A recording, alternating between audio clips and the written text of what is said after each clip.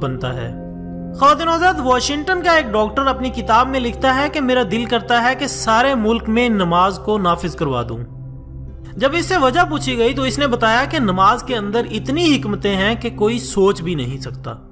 वो नमाज के फायदे बयान करते हुए कहता है कि अगर इंसान के जिस्म को मादी नजर से देखा जाए तो इंसान का दिल पंप की मानिंद है जो पूरे जिस्म को खून सप्लाई करता है।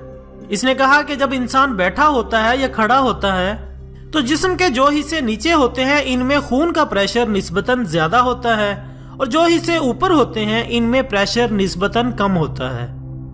मसलन 3 मंजिला इमारत और नीचे पंप लगा हो तो नीचे पानी ज्यादा होगा और दूसरी मंजिल पर भी कुछ पानी पहुंच जाएगा, जबकि तीसरी मंजिल पर तो बहुत ही कम पानी पहुंचेगा।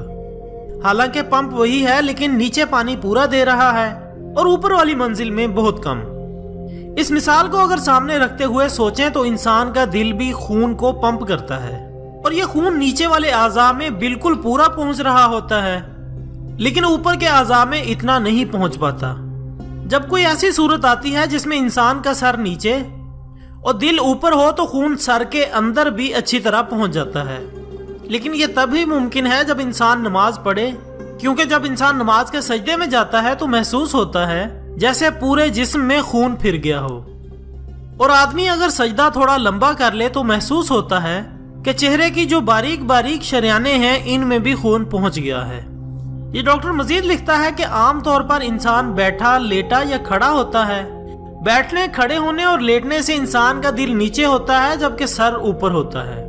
एक ही सूरत ऐसी होती है कि नमाज में जब इंसान सजदे में जाता है तो इसका दिल ऊपर होता है और सर नीचे होता है, लिहाजा खून अच्छी तरह चेहरे की जिल्द में भी पहुंच जाता है। ख़वातीन हज़रात, नबी अकरम हज़रत मोहम्मद सल्लल्लाहु अलैहि वसल्लम का इरशाद है कि नमाज नूर है।